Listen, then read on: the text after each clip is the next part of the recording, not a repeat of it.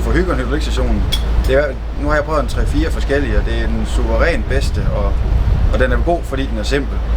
Den kan levere olien lige så godt som de andre, men driftssikkerheden i den er ekstremt god. Vores udstyr det bliver nogle gange overdynget i saltvand fra små både ude at sejle med, og der er elektronikken bare et problem, og det tror jeg alle dykkerfirmaer de ved.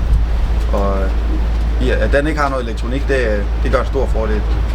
Så hvis vi arbejder jo meget ude i det her, og sejler ud igennem havnen i store bølger og lægger os i lag på et andet sted, og der får den altså noget saltvand, og det har ikke haft nogen betydning.